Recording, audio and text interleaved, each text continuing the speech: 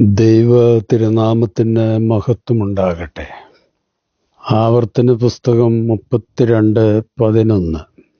കഴുകൻ തൻ്റെ കൂടിളക്കി കുഞ്ഞുങ്ങൾക്ക് മീതെ പറക്കുന്നത് പോലെ താൻ ചിറകു വിരിച്ച് അവനെ എടുത്ത് തൻ്റെ ചിറകിന്മേൽ വഹിച്ചു. ഇസ്രായേലിൻ്റെ ദിവ്യ പരിപാലനം വ്യക്തമാക്കുവാൻ വേണ്ടിയാണ് കൂടിളക്കി കുഞ്ഞുങ്ങളെ പറക്കുവാൻ പഠിപ്പിക്കുന്ന അമ്മ കഴുകന്റെ വിവരണം ദൈവം നൽകുന്നത്. സുഖപ്രദമായ കൂടിളക്കിയാൽ മാത്രമേ കഴുകൻ കുഞ്ഞുങ്ങൾ പറക്കുവാൻ പഠിക്കുകയുള്ളൂ. തൻ്റെ പ്രിയമക്കളെ ആത്മീയ പക്വതയിലേക്ക് ദൈവം വഴി നടത്തുന്നതിൻ്റെ പ്രതീകമാണ് ജീവിതഗന്ധിയായ ഈ സംഭവം. നമ്മുടെ ജീവിതത്തിന് പ്രയോജനകരമായ ചില ഇമേജറികൾ ഈ സംഭവത്തിൽ നിന്ന് നമുക്ക് വായിച്ചെടുക്കുവാൻ കഴിയും. ഒന്ന്, നമ്മെ മുന്നോട്ട് നടത്തുവാൻ ദൈവം പലപ്പോഴും നമ്മുടെ കംഫർട്ട് സോണുകൾ ഇളക്കാറുണ്ട്. കഴുകൻ കൂടിളക്കി കുഞ്ഞുങ്ങൾക്ക് അസ്വസ്ഥതയുണ്ടാക്കുന്നത് കുഞ്ഞുങ്ങളെ അവയുടെ ലക്ഷ്യത്തിലേക്ക് പറപ്പിക്കുവാൻ വേണ്ടിയാണ്. ദൈവം നമ്മുടെ കംഫർട്ട് സോണുകളെയും ചിലപ്പോൾ ഇളക്കാറുണ്ട്. അവസരങ്ങളുടെ വാതിലുകൾ അടയ്ക്കും. ശീലിച്ച ജീവിത ശൈലി മാറ്റേണ്ടതായി വരും. സുഹൃത്തുക്കൾ അകന്നു പോകും. ജീവിത സാഹചര്യങ്ങൾ അസ്വസ്ഥത നിറഞ്ഞതായിത്തീരും. ഇതൊക്കെ കൂടിളക്കലാണ്. വളർച്ചയിലേക്കും അനന്ത സാധ്യതകളിലേക്കും നമ്മെ തള്ളിവിടുന്ന ദൈവത്തിൻ്റെ കരങ്ങളായിരിക്കും പലപ്പോഴും ഇതിൻ്റെയൊക്കെ പിന്നിൽ. ജീവിതത്തിലെ അസ്വസ്ഥമായ സാഹചര്യങ്ങളിലൂടെ ഉയർച്ചയിലേക്കും വളർച്ചയിലേക്കും നടത്തുന്ന ദൈവത്തിൻ്റെ ദിവ്യ പരിപാലന പദ്ധതിയാണ് കൂടിളക്കൽ. രണ്ടാമത്, പ്രതിസന്ധികളിൽ നമ്മൾ തനിച്ചാണെന്ന് തോന്നുമ്പോഴും താഴെ ശാശ്വത ഭുജങ്ങൾ നമ്മോടൊപ്പമുണ്ട്. 91-ാം സങ്കീർത്തനം. തൻ്റെ തൂവലുകൾ കൊണ്ട് അവിടുന്ന് നിന്നെ മറച്ചുകൊള്ളും. അവിടുത്തെ ചിറകുകളുടെ കീഴിൽ നിനക്ക് അഭയം ലഭിക്കും. അവിടുത്തെ വിശ്വസ്തത നിനക്ക് കവചവും പരിചയും ആയിരിക്കും. യെശയ്യാ 41:10. ഭയപ്പെടേണ്ട, ഞാൻ നിന്നോട് കൂടെയുണ്ട്. സംഭ്രമിക്കേണ്ട, ഞാനാണ് നിന്റെ ദൈവം. ഞാൻ നിന്നെ ശക്തിപ്പെടുത്തുകയും സഹായിക്കുകയും ചെയ്യും. എൻ്റെ വിജയകരമായ വലത്ത് കൈകൊണ്ട് ഞാൻ നിന്നെ താങ്ങി നിർത്തും. ഒറ്റപ്പെടുമ്പോൾ പലപ്പോഴും ദൈവ സാന്നിധ്യം നമുക്ക് അനുഭവിക്കുവാൻ കഴിഞ്ഞെന്ന് വരില്ല. കുഞ്ഞുങ്ങൾക്ക് മീതെ പറക്കുന്ന കഴുകനെ പോലെ ജീവിതത്തിലെ പ്രതികൂല യാത്രകളിൽ മേഘസ്തംഭവും അഗ്നിസ്തംഭവുമായി ദൈവം എപ്പോഴും നമ്മുടെ കൂടെ ഉണ്ടായിരിക്കും.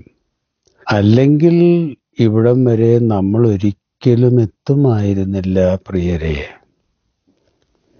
ശക്തമായ മൂടൽ മഞ്ഞിലൂടെ പിതാവിൻ്റെ കൈ പിടിച്ചു നടക്കുന്ന കുഞ്ഞിനോട് പിതാവ് ചോദിച്ചു, മോനെ, നിനക്ക് പേടി തോന്നുന്നുണ്ടോ?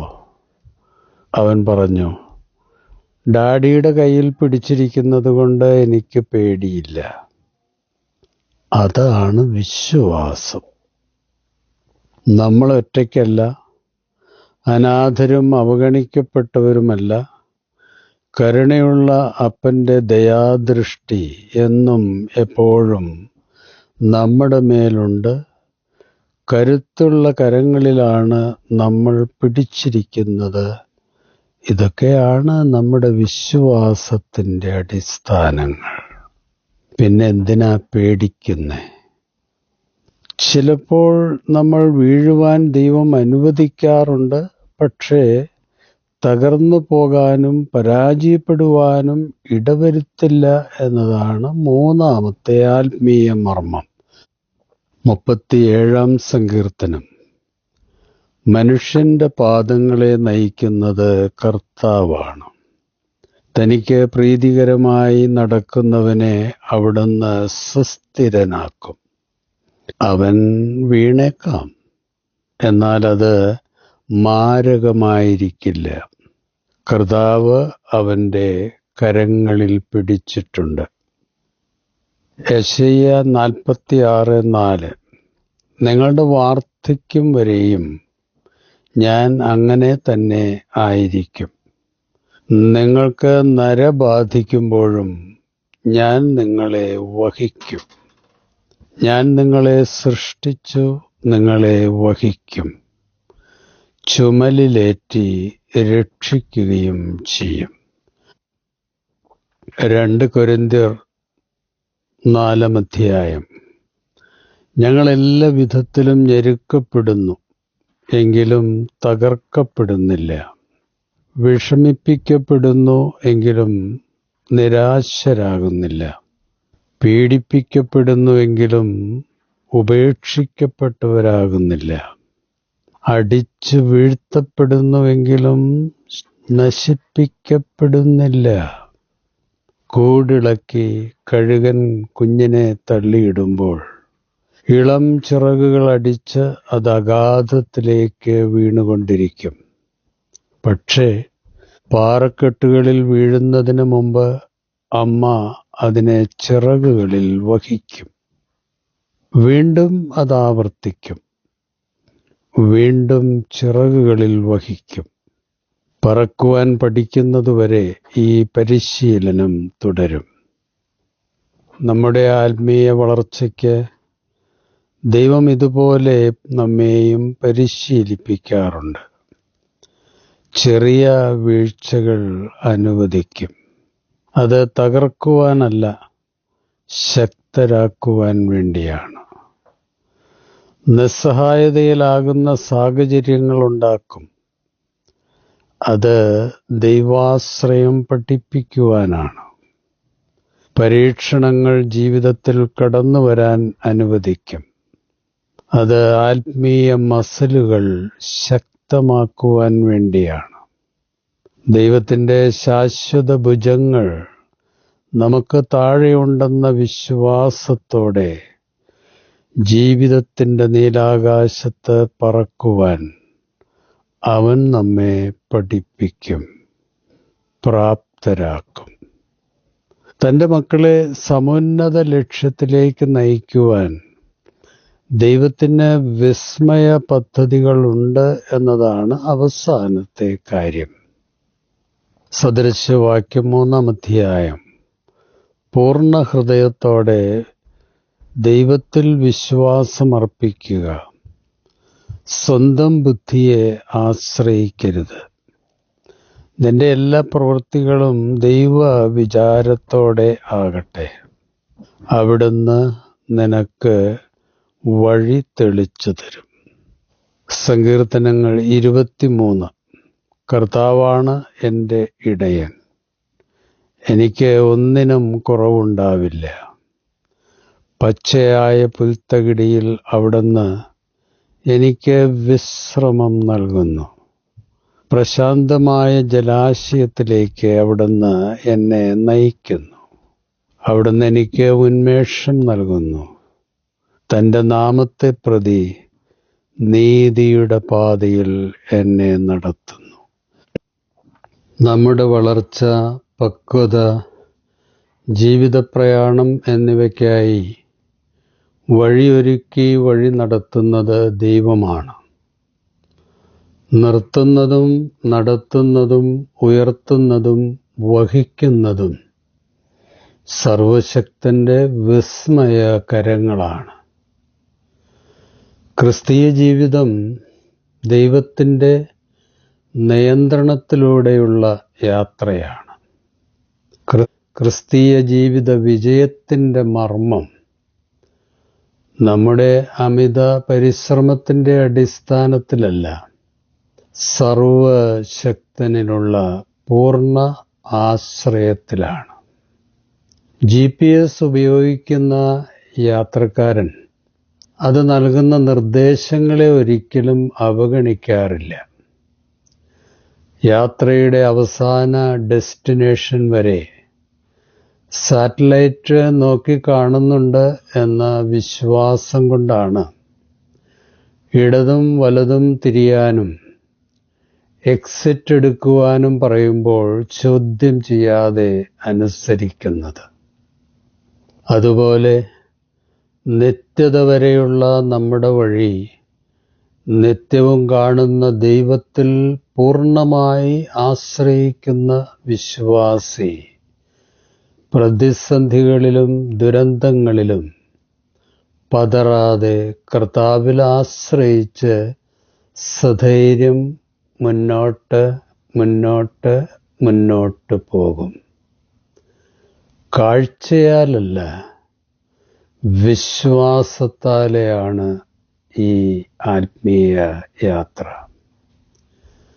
പ്രിയ സുഹൃത്തുക്കളെ, സർവശക്തൻ കൂടെയുള്ളതുകൊണ്ട് കംഫർട്ട് സോണുകൾ വിട്ട് പറക്കുവാനുള്ള ധൈര്യം നമുക്കുണ്ടാകണം.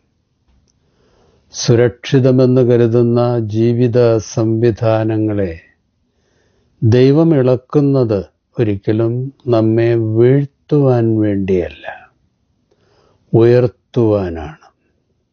അവൻ നമുക്ക് മുകളിൽ സദാ വ്യാപരിക്കുന്നുണ്ട്. ശക്തമായ അവൻ്റെ കരങ്ങളിലാണ് നമ്മുടെ കരങ്ങൾ. സ്വർഗസ്ഥ പിതാവേ, നിന്റെ മക്കളെ സുരക്ഷിത മാർഗങ്ങളിലൂടെ നയിക്കുന്ന നിന്റെ ദിവ്യ പരിപാലനത്തിനായി സ്തോത്രം.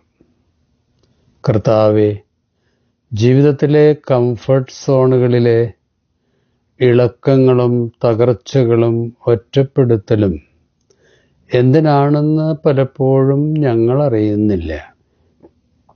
പക്ഷേ അങ്ങയുടെ സ്നേഹകരങ്ങളിൽ ഞങ്ങൾ സുരക്ഷിതരാണെന്നും അവിടുത്തെ ദിവ്യ പദ്ധതികൾ സമുന്നതമാണെന്നും നാഥ ഞങ്ങൾ വിശ്വസിക്കുന്നു.